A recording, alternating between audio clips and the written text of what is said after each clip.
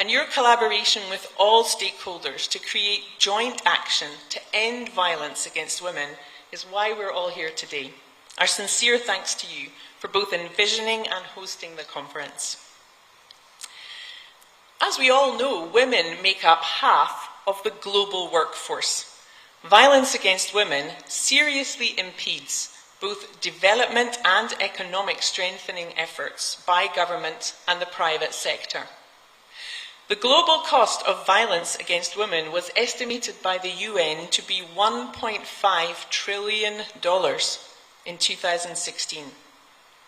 In 2021, the IMF did a study in sub-Saharan Africa. It found that an increase in women subjected to violence by just 1% reduced national economic activity by up to 8%, because there was a significant drop in female employment. We simply must reduce and stop violence against women. And to do that, an effective and reliable criminal justice system is an essential part of the puzzle. IJM, who I work for, provide consulting expertise to governments on this across the world. For example, IJM assisted the government of Uganda to respond to land theft against widows near Kampala, their capital. More than 10,000 police officers, judges and officials, along with community members, were trained on how to take action. The police arrested more than 100 perpetrators, and between 2012 and 2017, the government's initiatives resulted in a decrease in the prevalence of violent land theft from widows of nearly 50%. In the Dominican Republic, IJM was asked to consult with the government on how to address the sex trafficking of children, largely girls. Nearly 1,500 public justice officials and more than 2,000 community members and leaders were trained to effectively respond. Between 2014 and 2022, law enforcement rescued 303 child victims of sex trafficking. They arrested 90 suspects and secured 55 convictions. The prevalence of the sex trafficking of children in that period dropped by 78%. And adopting a similar approach, I want to recognise the tremendous work of the state government of Tamil Nadu in combating bonded labour among manual labourers here, which IJM has been privileged to consult on. Just last year, independent evaluators assessed those government initiatives. They found that since 2014, there had been a relative reduction in bonded labour in Tamil Nadu by 81.9%. That is tremendous. What that means is literally thousands of people never became the victims of bonded labour. In addition, 100% of those interviewed confirmed that there were positive changes in the justice system, and 82% said they had increased confidence in that system. Today, police file 100% of first information reports on bonded labour within 24 hours. Prosecutors are well trained to argue cases from court, and the judiciary has reduced trial lengths from between 7 to 9 years down to 3 to 4 years. Consistent law enforcement has also created a clear message of deterrence to business owners. Many more businesses now operate with standard licenses, proper salary documentation, and increased awareness of bonded labour. That means that today, millions of women who were once vulnerable to bonded labour, especially those from impoverished communities, have been protected by their leaders. They are free to raise their families, start businesses, and show their strength in society. This is such inspiring and encouraging work. My congratulations to everyone across the government of Tamil Nadu for this incredible transformation and for the protection of so many women, girls, and men across the state. So as we consider today how to tackle crimes against women, each of these government initiatives, from Uganda to the Dominican Republic to right here in Tamil Nadu, demonstrate that our responsive, accessible criminal justice system is critical for three reasons. One, it is a significant protective factor because it interrupts the abuse and prevents reoffending and further abuse. Secondly, it's a significant preventive factor. It conveys to everybody in the community, including potential offenders, that there is a cost for breaking the law. Thirdly, it contributes.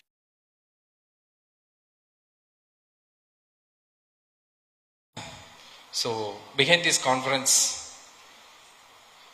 Honorable Chairperson, Tamil Nadu State Women's Commission, A.S. Kumari Ma'am.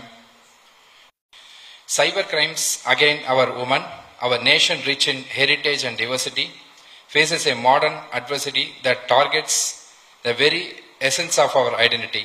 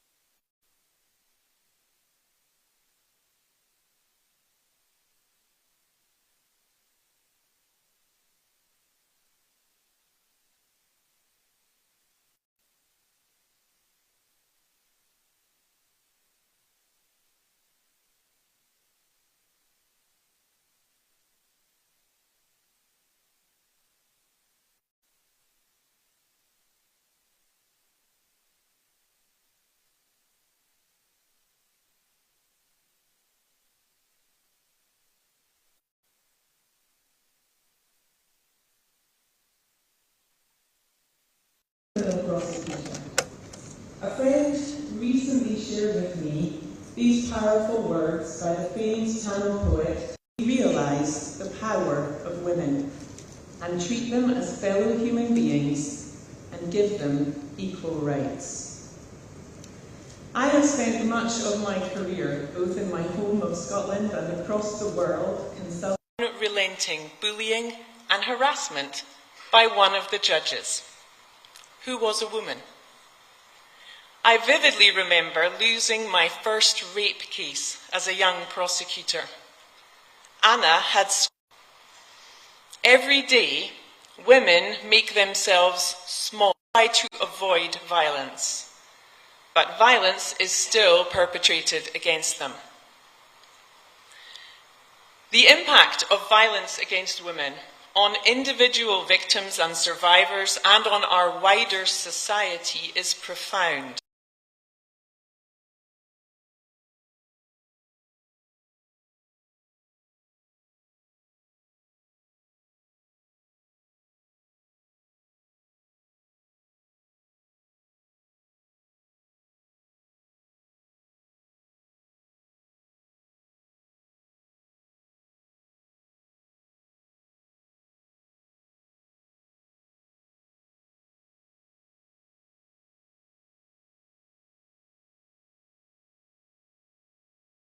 And as a progressive society, it is imperative that we proactively address the challenges associated with the safety and well-being of women in our society.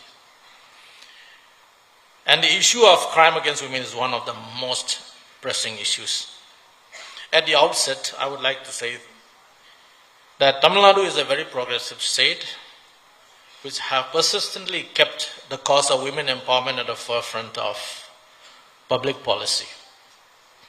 Underlying that policy is making the state safe place for women. Currently, the government implements many schemes and programs to empower women in the social, economic, and political spheres,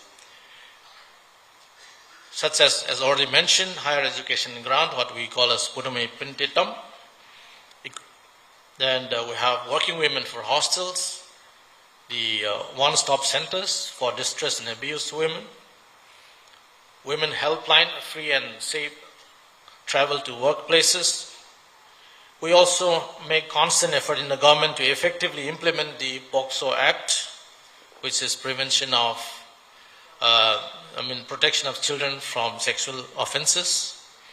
The POSH Act, which is Protection of Women from Sexual Harassment Act, Child Marriage Act, and such acts which have been enacted in the Parliament and the assemblies, which are law, but which need to be implemented.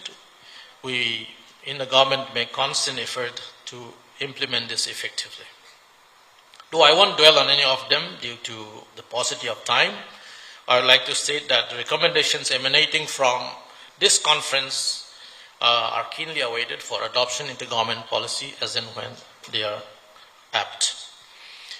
Though many issues have been scheduled to be discussed during the course of the conference, I would like to flag only 3 issues, I think some of which have already been flagged.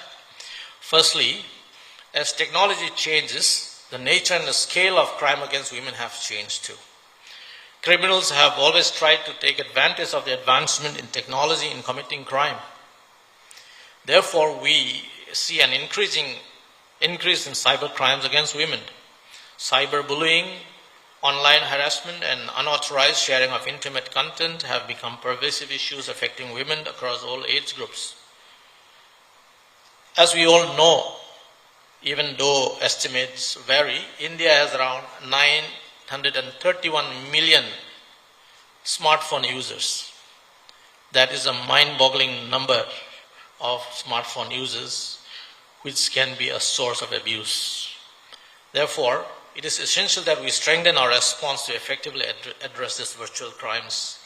As we all know, this is a global problem, and the global experiences in this sphere would be very helpful for us. Secondly, the issue of human trafficking continues to plague our society or societies across the world, exploiting the vulnerabilities of countless women. We notice that criminals have become more sophisticated and organized, and therefore, to counter this, we must adopt a comprehensive approach that involves not only stringent laws and its enforcement, but also proactive measures to raise awareness, educate communities, and provide support to potential victims. By addressing the root causes and collaborating with international partners, we can make significant strides in combating this heinous crime. The third issue that I would like to raise is the trend in the persistence of gender-based violence within our homes and workplaces. Domestic violence remains a pervasive issue that affects women of all socioeconomic backgrounds. This we know from our running of the one-stop centers, where we still get a lot of calls. We are Women Helpline, where we get lots of calls. And today I would like to acknowledge the presence in our midst, the people from the NGO and also from the government who are from the field combating this on a daily basis. And so, domestic violence must be stopped. And we must promote a culture by promoting a culture of zero tolerance to it, offering support to survivors and holding perpetrators accountable. Educating our communities on healthy relationships and the importance of gender equality is crucial in breaking the cycle of violence. Education is a powerful tool in the fight against crimes targeting women. We need to empower the younger generation, therefore, to challenge these harmful stereotypes and promote a society where women are treated with dignity and fairness. Educational institutions play a pivotal role in shaping attitudes and behaviors that reject violence and discrimination. In this context, once again, I would like to say again, Tamil Nadu government schemes such as Pudamai Pen scheme, which seeks to improve the enrollment ratio of girls in higher education, has been very effective. It has been taken with whole heart by students, and we'll continue to implement such schemes. In conclusion, by addressing the emergent trends in crime against women requires a concerted effort from all sectors of society. It demands the collaboration of government agencies, law enforcement, NGOs, education institutions, and each and every one of us as responsible citizens. Let us commit ourselves to creating a society where every woman can live free from the fear of violence, and where principles of equality and justice are upheld for generations to come. Together, I believe we can build a future where women are truly safe, empowered, and equal members of our society. Thank you. Vanakkam.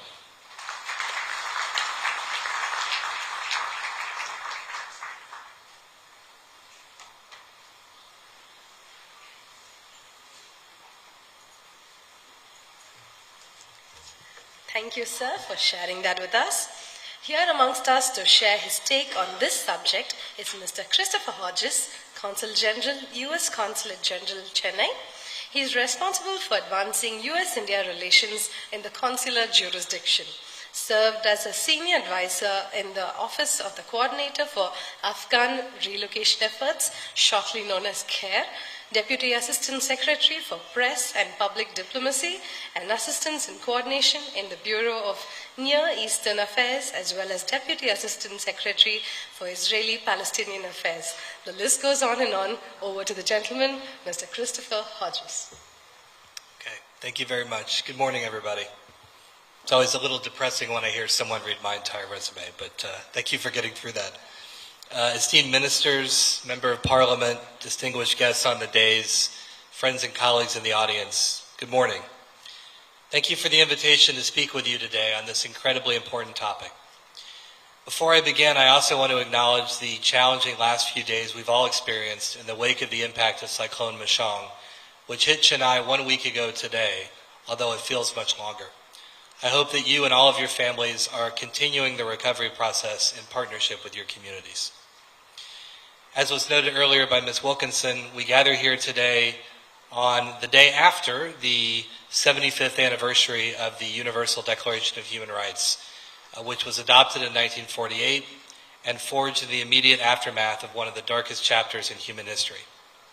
I want to talk a little bit about human rights before I move to the theme of this morning's discussion, because it's an important frame for the rights that all of us share. The Declaration realized that human rights are not selective. You cannot have more or less of them based on the color of your skin, your economic level, or, particularly pertinent for this conversation this morning, your gender. They are given in equal measure to every man and every woman, regardless of background, location, or identity. President Biden has made clear that promoting and advancing respect for human rights and fundamental freedoms is a top priority for the United States. We recognize that, in addition to the moral imperative and shared humanity, which inform our support of these rights, that societies which protect these rights are stronger, they are more resilient, and they're more able to resolve differences peacefully. But these rights remain under threat every single day. That's why we must all come together to protect and preserve them wherever we can. And part of that effort involves protecting those courageous individuals, as have already been discussed, who have put their safety and welfare on the line to defend these rights. This year also marks the 25th anniversary of the adoption of the Declaration on Human Rights Defenders, those who advocate for others at huge personal risk, often under threat, imprisonment, and in many cases giving their lives in the process. Those who support members of marginalized groups and populations, including LGBTQI+ persons, persons with disabilities, members of marginalized racial, ethnic, or indigenous groups, and women and girls, are especially vulnerable to these threats. The United States stands behind all human rights defenders, activists, labor organizers, journalists, and civil society colleagues doing this critical work. Allow me now to move to the more specific topic we're here to discuss, that of gender-based violence and crimes against women. This year, the United Nations theme for the 16 Days of Activism is to invest to prevent violence against women and girls. So what does that mean? There are many elements to that investment, which we'll discuss this morning and already have, and over the course of the conference. But I want to address one important dimension in particular. It is the role and responsibility of men. Every time we discuss the issue of gender-based violence or crimes against women, we often hear someone categorize it as women's rights or women's issues. And that is painting an incomplete picture. These are not women's rights that we're discussing. They are human rights. The right to safety from sexual and physical violence, harassment, and danger. The right to exist as a fully valued and equal member of your community. The security in knowing that you will not be attacked, including by your family members, spouse, or co-workers, simply because of who you are. Encouraging women to come forward when such incidents happen is, of course, critical.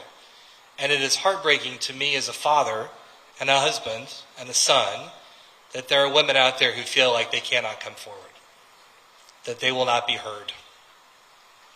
But the responsibility is not on women to prevent or address gender-based violence. It falls on all of society, especially men. Without the full investment of men in confronting this phenomenon, this scourge, our long-term success will be limited. So what does this mean?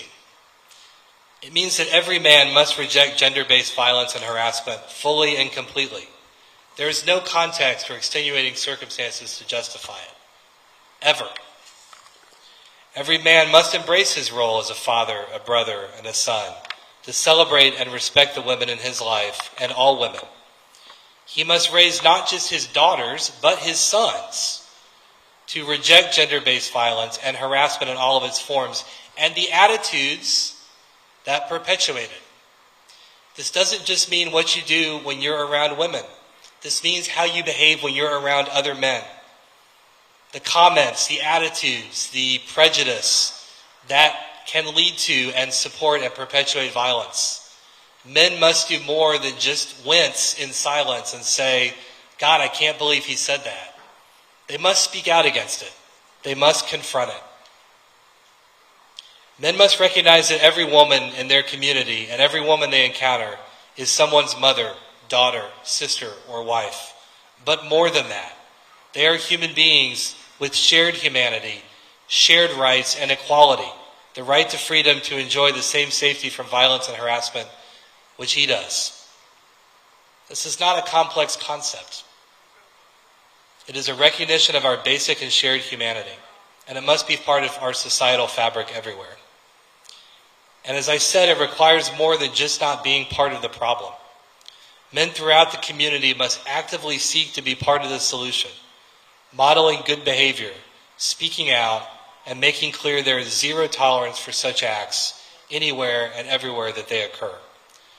This is an effort in which all countries must join, promoting the simple credo that as human beings we're equal in these rights and should be safe from harm, threat, and danger as we work and live together.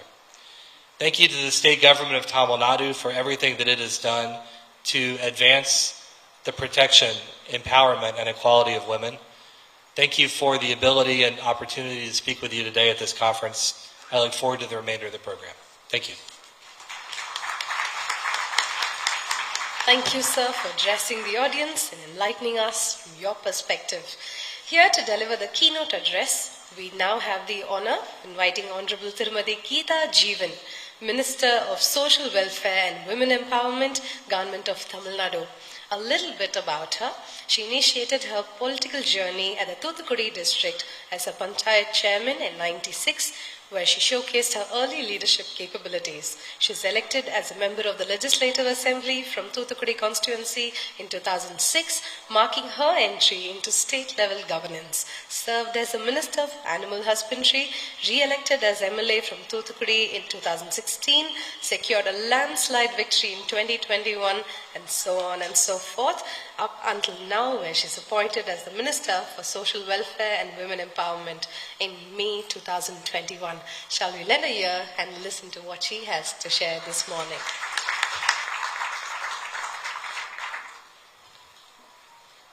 Honorable MP, Mrs. Kanimali Karnanidhi,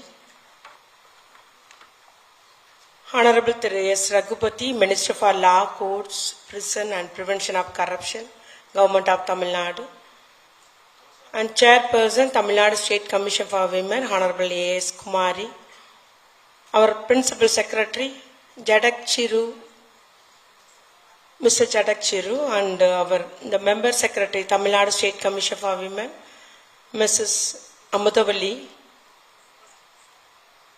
Claire Wilkinson, Senior Vice President, International Justice Mission, reigning Miss Universe, Singapore, Ms. Priyanka Anunshiya, Mr. Christopher Hodges, Consul General, U.S. Consulate General, Chennai, Dr. E. Kaliraj, Director, National Cyber Security Research Council, and Mrs. Bhavani Rajendran, Honorable Member, Tamil Nadu State Commission for Women, all the honorable members of the Tamil Nadu State Commission for Women, all the dignitaries on the dais, officials from the central and state governments, national and international delegates, all the participants and distinguished invitees, good morning everyone. I am highly honored and feel privileged to address the August gathering here as a guest of honor in the inaugural session of the International Conference on Global Trends in Crime Against Women. It is extremely delightful and appropriate to conduct a conference of this kind in Tamil Nadu, a land where the beacon of social justice, Dr. Kalyana, former Chief Minister of Tamil Nadu, forcefully advocated throughout his life for the upliftment of women. Dr. Kalyana, during his chief ministership, laid the foundation for the empowerment of women through various legislative and administrative measures. During his period, for the first time, women were inducted into the police force, women's self-help groups were established, a law giving equal rights to women in family property was passed. Tamil Nadu became the first state to reserve 30% of government jobs for women. A legislation providing 33% of reservation for women in local government was implemented. As it would take enormous time to list out the entire measures taken by Dr. Kalyana towards the empowerment and upliftment of women. I have mentioned only a few measures, very few measures due to time constraint. Following in the footsteps of Dr. Kalyana, our Honorable Chief Minister, Thalapathy Thiru M.K. Stalin is also taking various measures not only for the empowerment of women but also for the prevention of crime against women. With the able guidance and leadership of the Honorable Chief Minister, Thalapathy Thiru M.K. Stalin, the Department of Social Welfare and Women Empowerment, Government of Tamil Nadu is implementing various schemes and acts that provide, promote and protect women, thus empowering women in a holistic way. The state government works in tandem with the union government so as to implement the schemes for women effectively. Few of the schemes that provide a thriving environment for women are Pudumai Pen Thittam, a higher education assurance scheme where the girls who studied in government schools are provided ₹1,000 per month from the day of their enrollment in college until the course completes. ₹349.78 crore is allocated as a budget for the year 2023-24. This helps the girls to complete their graduation with ease, reducing their financial burden on the family. 125 women industrial cooperative societies, both tailoring and weaning food manufacturing societies, are functioning under the direct control of this department. 86,579 women members of the said societies have been empowered to achieve economic freedom through the employment opportunities provided in the societies.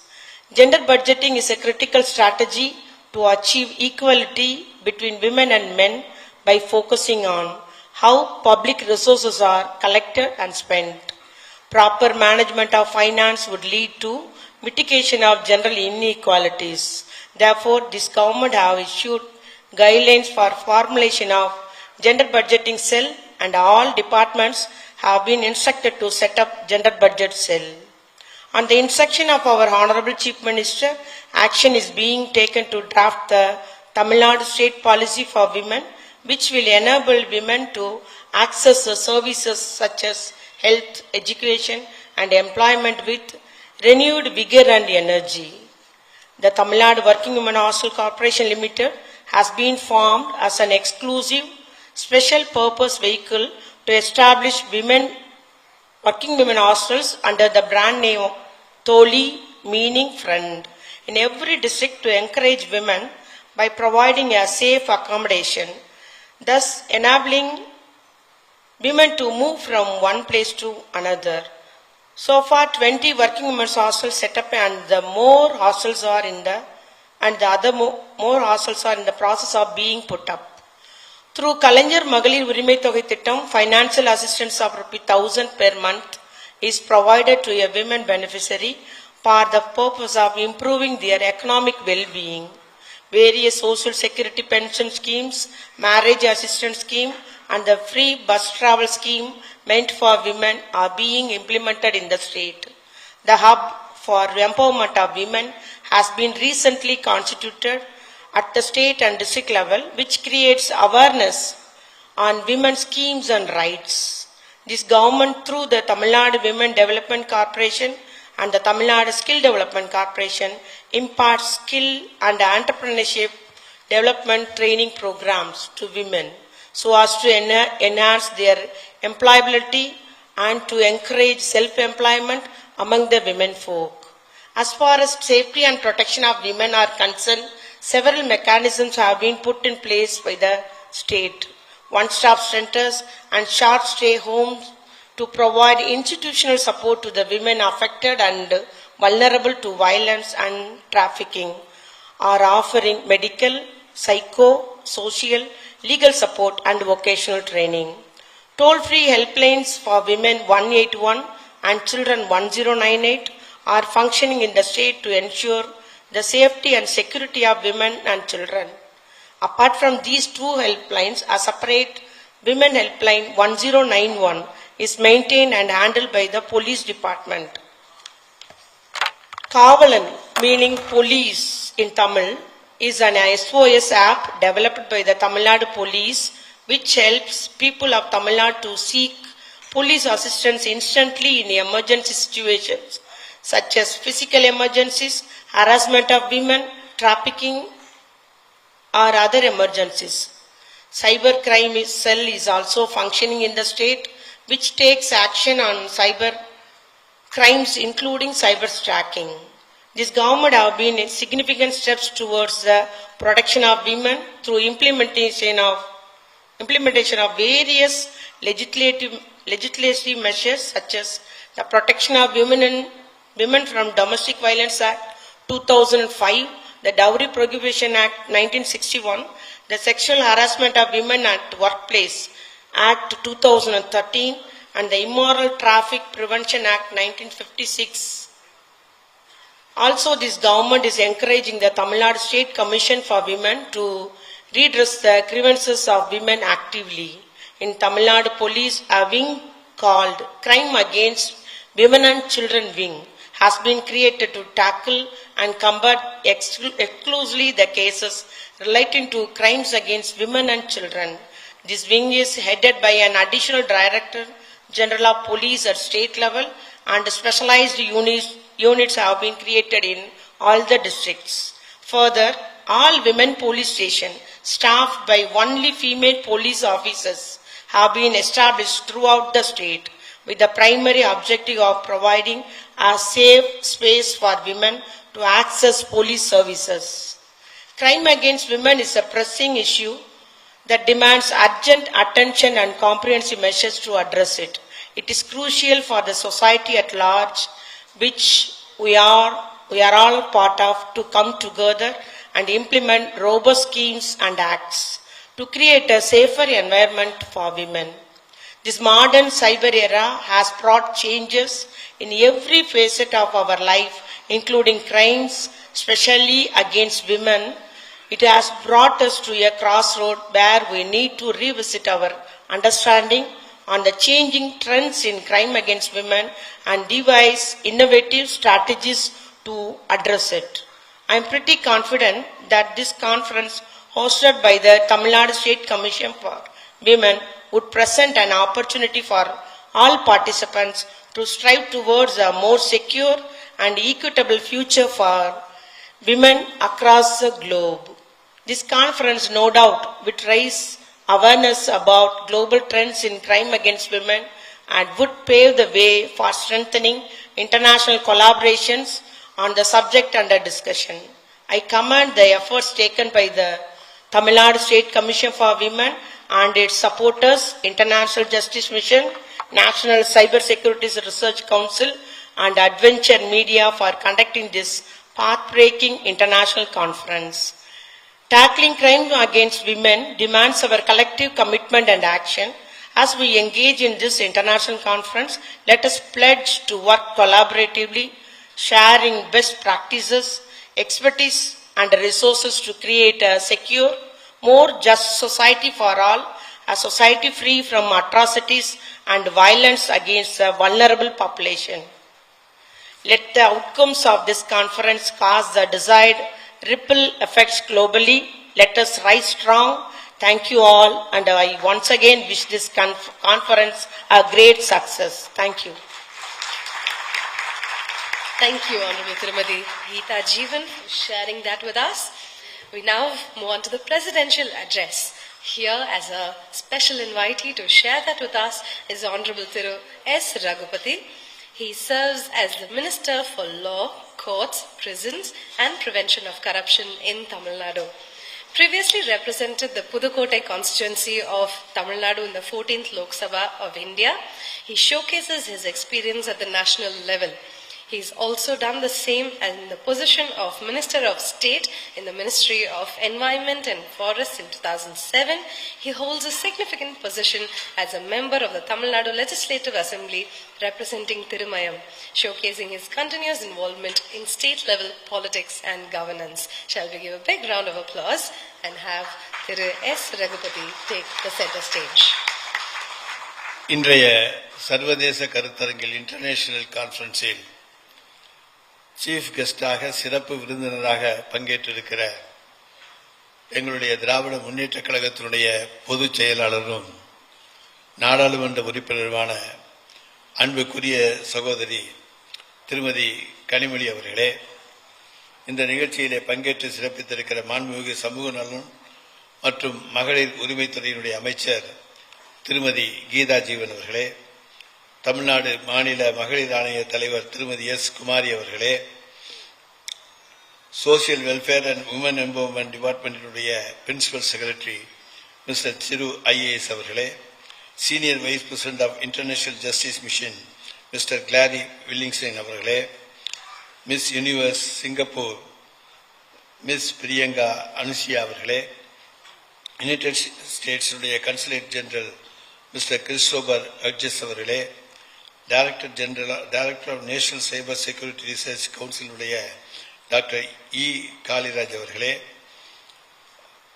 Member secretary திரு Amudhavalli IAS அவர்களே, honorable members and member secretary of Tamil Nadu State Commission for Women, திருமதி Bhavani Rajendran, member Women's Commission, other officers and staff of the Tamil Nadu State Commission for Women, delegates and officials from various international institutions and organizations, other invitees and August gathering of this function, உங்கள் அனைவருக்கும் என் வணக்கம்.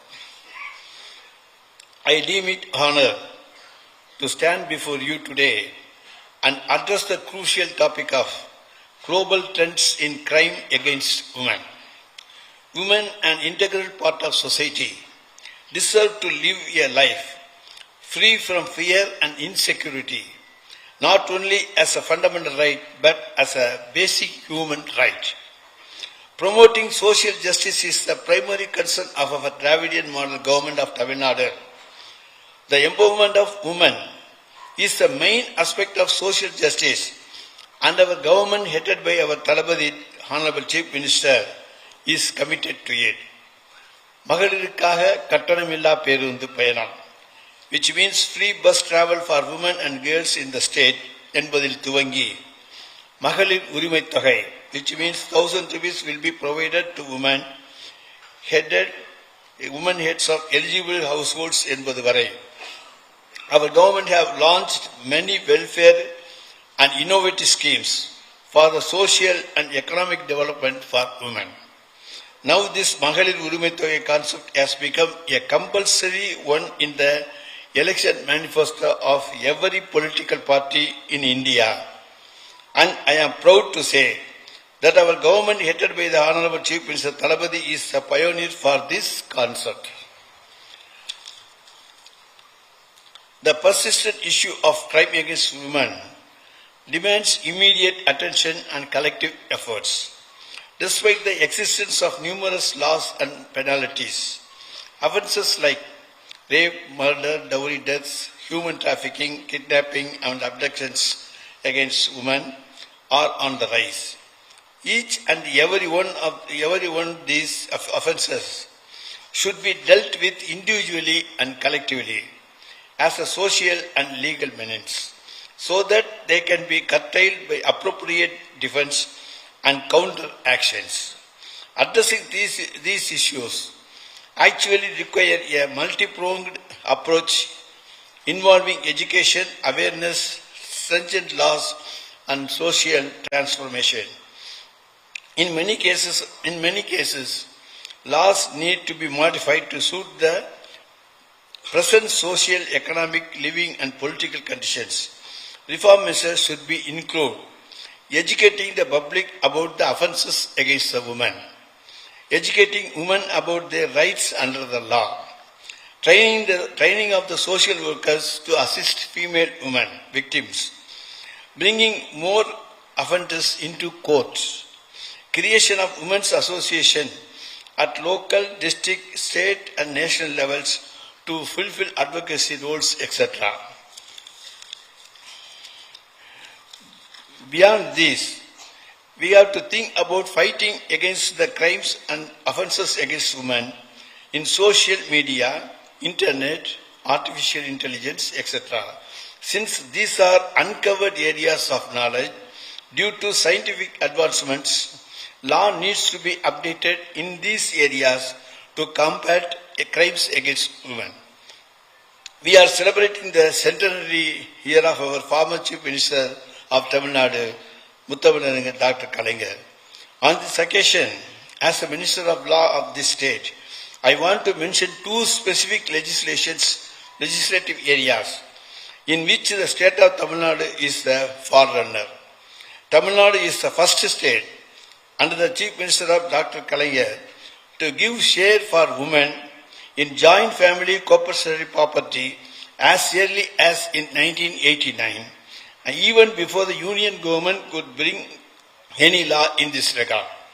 Likewise, Tamil Nadu enacted the Prohibition of Harassment of Women Act in 1998, long before the Union government could bring such legislation. These are worth mentioning in this conference, since crime against women can be curtailed by socio-economic development of women in the state, supported by legislative actions. Our government is committed to guarantee enforcement of rule of law in the state so that access to justice can reach to and felt by common public. Rule of law does not allow any bias, including gender bias. Our Honorable Chief Minister ensures law and order by properly applying the rule of law, and consequently, crimes and offences could be reduced to a greater extent in general and particularly against women.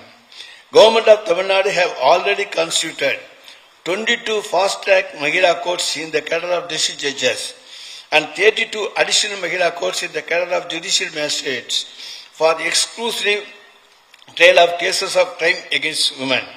In addition, 16 special courts have also been constituted for exclusive trial of cases under the POCSO Act, and constitution of 4 courts are under process. A special court is functioning in Coimbatore for trial of cases under the Domestic Violence Act. Empowerment through education plays a pivotal role in preventing crimes against women. By imparting knowledge and promoting a sense of self-worth, women are better equipped to recognize their rights and stand up against any form of abuse or violence. Communities, institutions, and individuals need to collaborate in fight against the crime, creating safe spaces, offering support systems, and addressing social attitudes that perpetuate violence are steps towards a more secured future for women.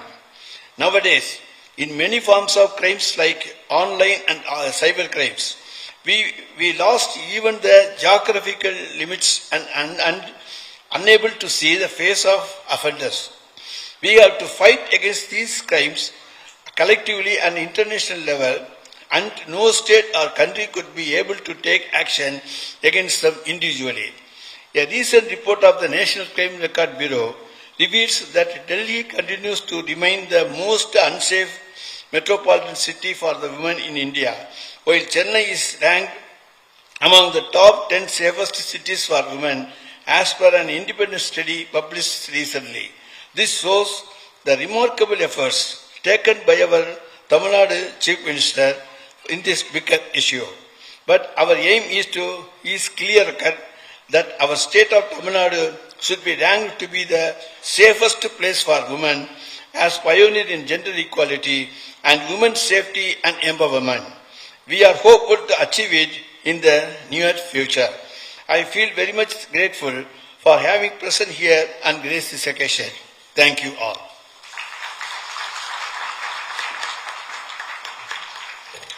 Thank you, Ayya, for that beautiful word of address. Friends, the moment we've all been waiting for.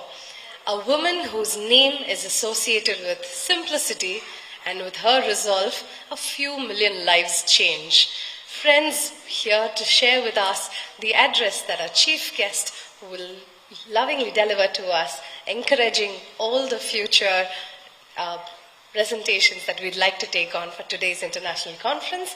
We now invite Honorable Ms. Kanimuri Karunanidhi, Member of Indian Parliament, to share with us her perspective and ideologies on the global trends in crime against women. A little background as she walks towards the podium. She's an eminent Indian politician, poet, and journalist. Stands as a prominent figure in the political landscape of the country. She represents the Thoothukudi constituency in Lok Sabha, former MP representing Tamil Nadu in the Rajya Sabha, active voice in advocating for the interests of her constituents and addressing key issues facing the nation. Over to you, ma'am. We welcome you to address the gathering. Vanakkam. I would like to congratulate the government of Tamil Nadu, the Chief Minister of Tamil Nadu, and the Tamil Nadu State Commission for Women for organizing this international conference on global trends in crime against women. You've done a great job, and it's a very, very important program that you've organized. So I congratulate you and thank you on behalf of all the women. And I'm proud to share the dais with our Honorable Minister for Law and Prisons, Mr. Raghupati, my District Secretary and Honorable Minister for Social Welfare and Women's Empowerment, Ms. Geeta Jeevan, Tamil Nadu Women's Commission Chairperson A.S. Kumari, Principal Secretary, Government of Tamil Nadu, Mr. Jatak Chiru IAS, Member Secretary, Women's Commission, Ms. Amudavalli IAS, Senior Vice President, International Justice Commission, Claire Wilkinson, our Miss Universe from Singapore, an eminent lawyer and an activist, Priyanka Anushya, the Consul General of the US Consulate, Christopher Hodges, the Consul General of Singapore, Kali Raj, Director, National Cyber Security Research Council, Ms. Bhavani Rajendran, Member, Tamil Nadu Women's Commission, and other members of the Tamil Nadu Women's Commission who are here, and dignitaries from across the world and across the countries and students who are here. It's a very proud and important moment for all of us, because in Tamil Nadu, by the Women's Commission of Tamil Nadu, we are organizing this conference which discusses about the global trends in crime against women.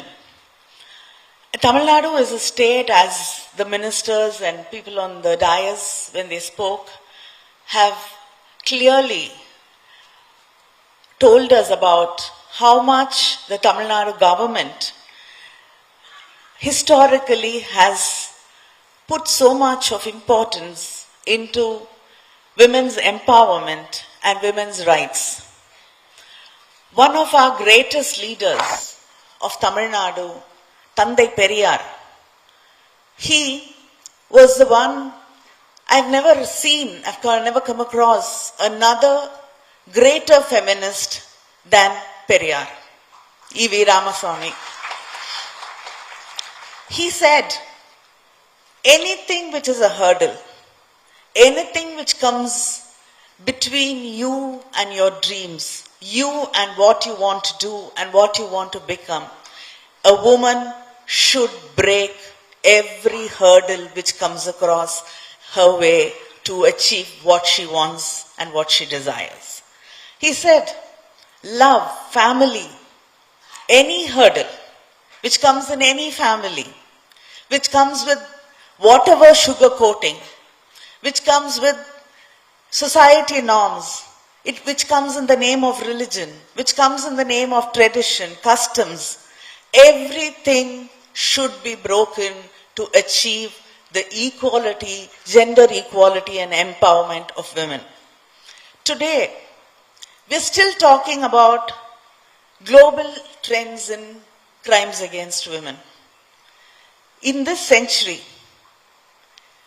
we are still battling with what our grandmothers, our mothers battled. Our children are still battling these crimes against women, but in much more different, varied forms. As technology progresses, as technology is becoming more prevalent in society, in this world, as science progresses, sadly, crimes against women are also becoming various, and in various degrees, it's increased. When you talk about medical sciences, the progress in medical sciences, today, artificial fertilization, surrogacy, all this is a progress, scientific progress. But then, trafficking women today has become, this has also become one of the reasons for trafficking women. For surrogacy, women are trafficked, they're forced to become pregnant, to become mothers, to deliver children for people who want children. To remove the eggs, young girls, young women are trafficked, are forced, are taken away from their homes, and they have to live like slaves, and many of them die. Today we talk about technology, we're very proud. But then that comes with the fear, it comes with the crimes, it comes with the violence against women. Today, journalists, women journalists who express their opinion on social media we see how much they are targeted, how much they are harassed, and what threats they have to face. Writers, thinkers, politicians who express, and especially when it is a woman, the harassment is much more. When it is a woman, what they call as character assassination, talking about personal things, harassing them for what they are, objectivizing them, insulting them physically. So this is what every woman has to face. Our policy makers, our politicians, our women in places of power, so-called places of power, are they safe? No.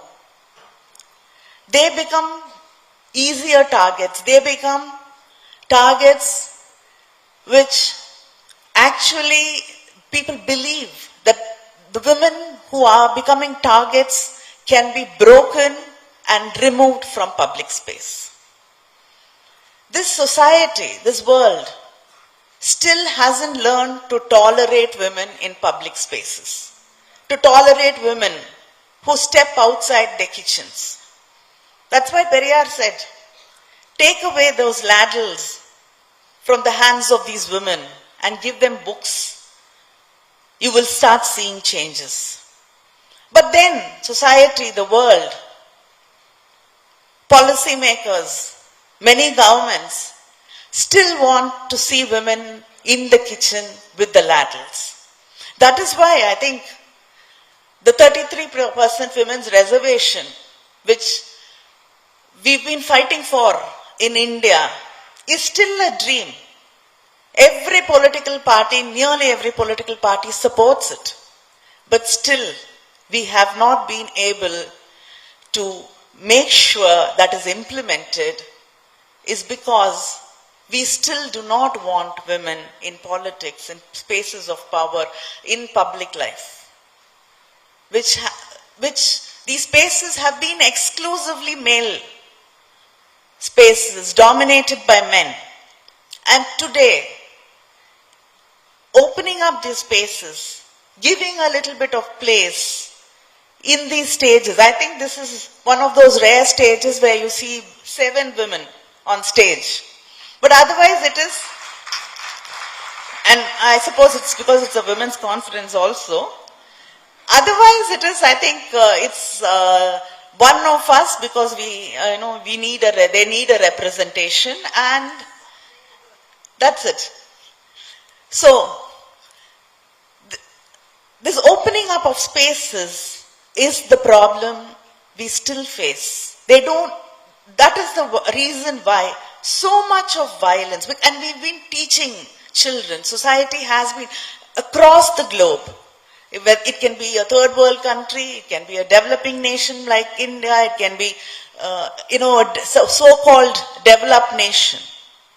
But still, we believe that men are here, religion teaches us, society teaches us, traditions teach us that women have to be protected.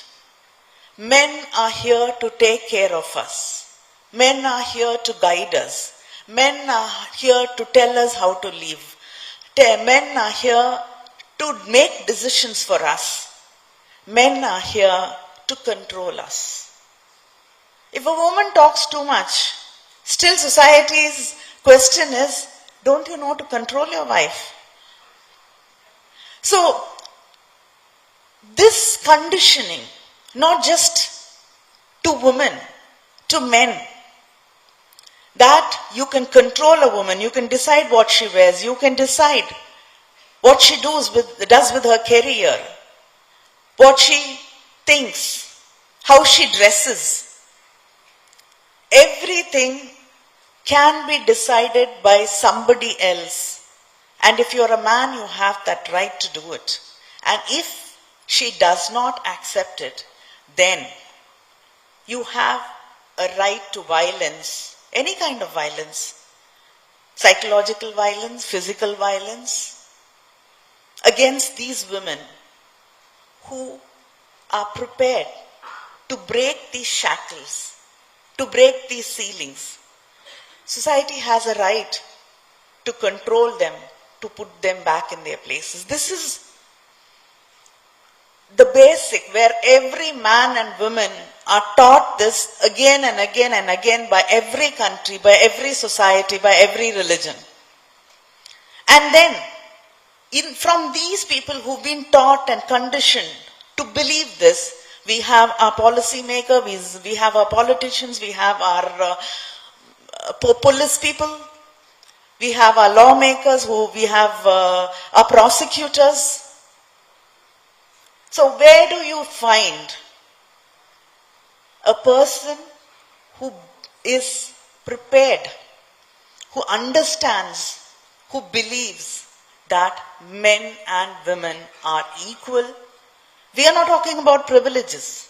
We are not security, respect, dignity, education, empowerment is not a privilege for women. It is not what somebody gives us. It is a basic human right which we are talking about. But society is not prepared to even understand that. One senior police officer, she's retired, when I was talking to her about family violence, she told me a very interesting story. She said, the people in the force are not sensitized, not even the women. And she spoke about a police station, a women's police station. A woman goes there to complain, and the officer there asks her, "What is your problem?" So she says, "My husband hit me." "Okay, fine, but what is the problem?" She said, "My husband hit me last night. I've been hurt and I've come to complain." She said, "What is there to complain about that? It's your husband who hit you."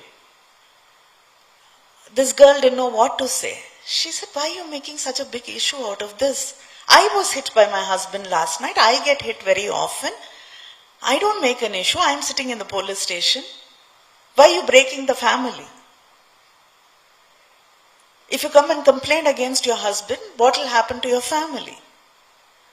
So, if a policewoman who is there to protect other women does not know that she has a right to protect herself, is not aware that nobody has the right to hit her, to assault her, to be violent, and she does not have to tolerate that. We have to sensitize society. Sensitize society. Change education policy. Look at changes. Change society. Because laws are important. Laws will make a change. Laws will deter violence. But how many women actually, it was mentioned that 1 woman out of 3 women experience violence, but not even 10% of women who've been facing violence have reported violence. So, if you don't know that you have a right to report, if you don't know what your rights are, if you don't know that you have a right to dignity, to respect, to education, to human rights, I think our most important job is to educate the world, policy makers, governments, establishments, corporate houses, women, schools, education policies. Everything has to be taught to take a re-look at their values and what they think is human rights. Without that, we are not going to see a change.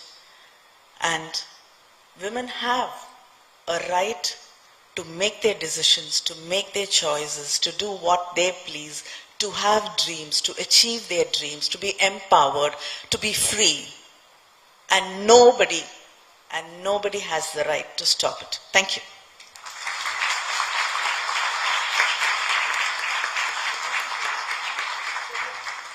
Ma'am, we ask you to be standing because we'd like to recognize the core committee that is up next.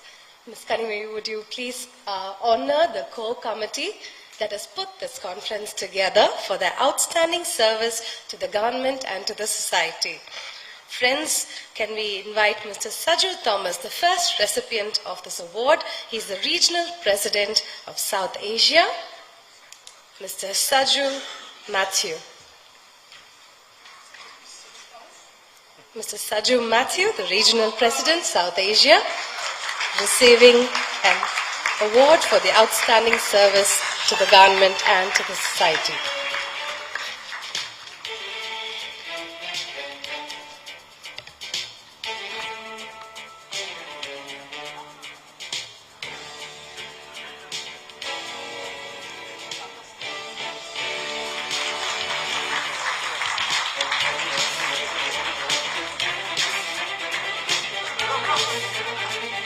The second recipient from the National Cyber Security Research Council, Adventure Media, Dr. Kalyana.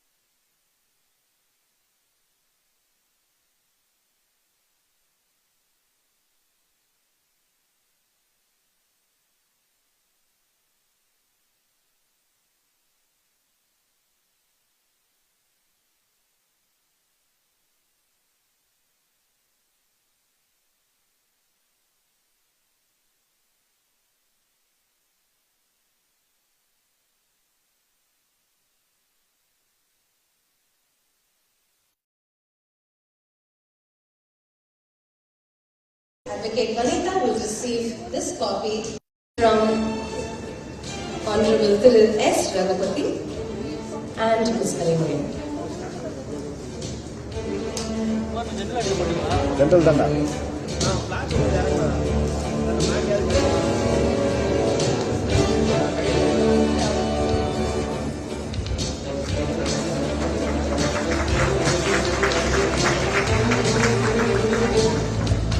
Thank you, Advocate Vanitha.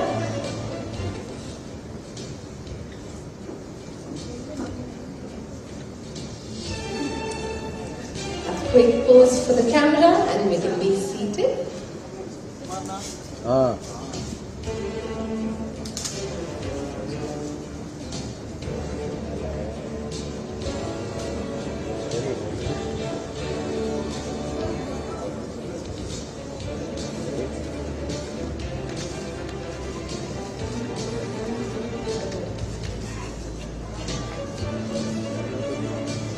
Thank you. Dignitaries, please be seated. Having heard all that we have, striving to hear the unspoken words hidden behind those tears of hopelessness, let us each in our circle of influence create a refuge in our hearts and space for the hope of a better tomorrow. Thank you, dignitaries, for bringing this to the limelight through this morning's session. Let us invite MSA Bhavani Rajendran, ex-MP, Honorable Member, Tamil Nadu State Commission for Women, to deliver the vote of thanks.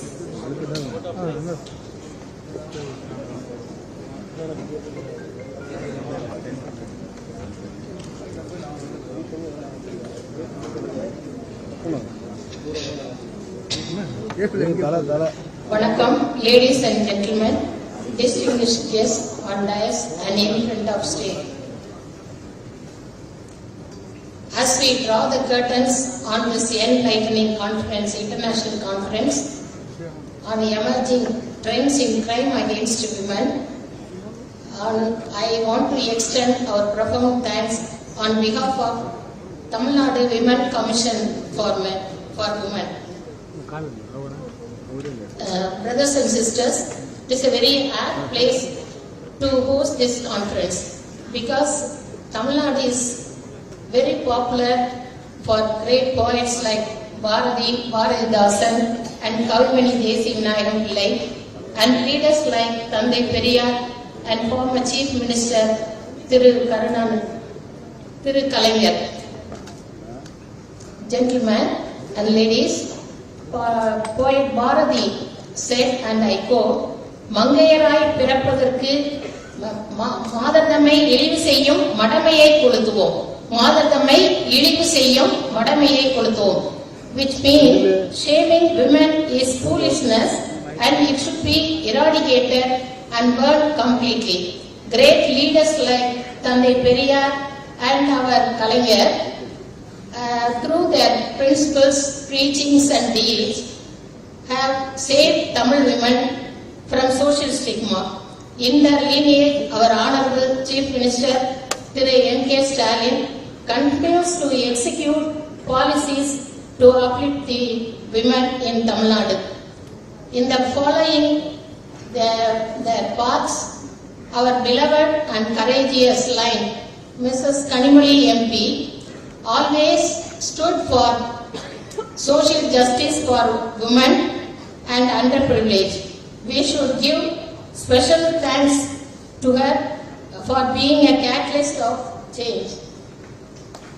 And now, in this pride moment, I want to thank the Honorable Minister of Law, Mr. Raghunathy, our dear brother, Minister of Law, Prison and Anti-Corruption, and Mrs. Geeta Jeevan, Minister of Social Welfare and Empowerment of Women. And now I should want to thank the esteemed guests from all over the world, Clive Williamson, Ms. Priyanka, Mr. Christopher, Kalay Raj, and also respectful IAS officers, Chiru IAS and Mrs. Amudavali IAS, and she is Member Secretary for Tamil Nadu Women Commission. And I should thank her especially for inviting me to deliver this vote of thanks. I should deliver my happy thanks to our Honorable Chairperson, Mrs. Kumari Vijay Kumar, for her hard work, and also our beloved members, Mrs. Varalakshmi Madhusudanan MLA and Mrs. Sivama Sundari MLA, and Dr. Maladi Narayanasamy, Mrs. Sita Badi ex-MLA, Mrs. Rani ex-MLA, and Mrs. Geeta, Vice Secretary in the party. for their deeds and efforts in eradicating crimes against women and female children in their respective areas. Let us take forward this moment and implementing all the knowledge gained here and forging collaboration that transcends border. Now we should stand together. Our collective dedication only will bring upliftment for women all over the world, and the collective dedication is pivotal to make meaningful strides. Now let me conclude my vote of thanks with Bharathidasan words. பெண்மை வாழ்க என்று கூத்திடுவோமடா, பெண்மை வெல்க என்று கூத்திடுவோமடா, பெண் அறத்தினை ஆண் மக்கள் வீரந்தான் பேணுமாயின் பிறகொரு தாழ்வில்லை. That means womanhood is to be prized, womanhood should succeed, and it's a progressive in life when men should never let down the glory of women. Thank you very much. On that beautiful note, we bring this morning session to a close. Friends, we thank those on the dais for gracing us and inspiring us with all the words that were spoken. Thank you, ladies and gentlemen. Friends, we will take a short break. This is a time-sensitive conference. It is 11:30 now. At 11:45, kindly gather back. We will continue our session today.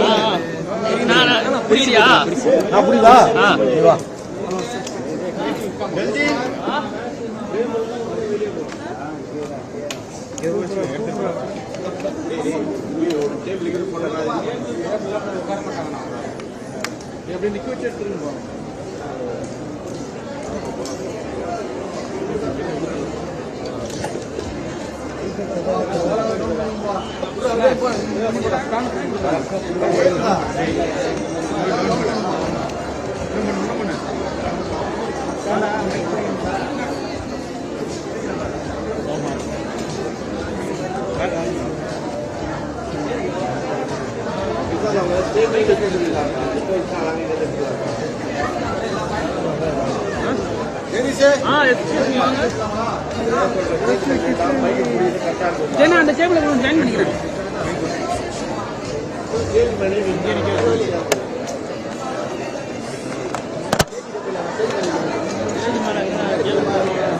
நான் முன்னாடி போன வேலையா ஆகுதுண்ணா, யாரும் அடிக்க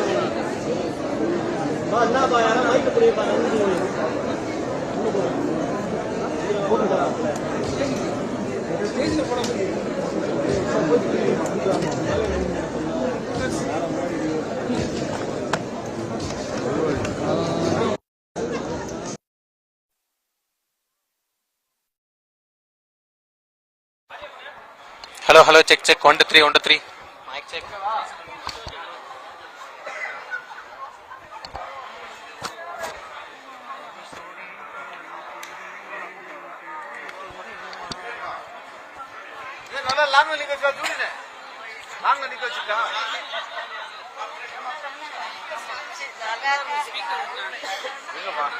இங்க நிக்க வச்சிடலாம். இங்கதானே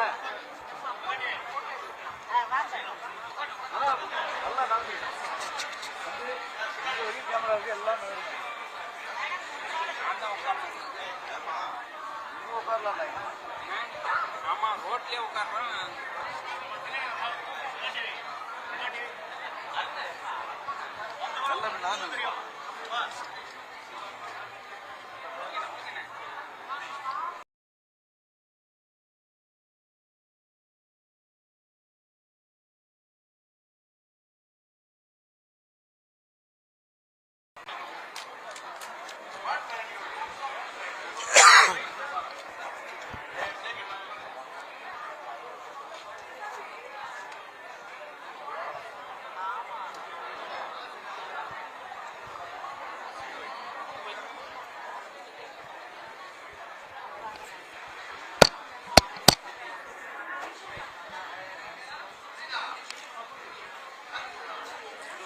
Rising for women.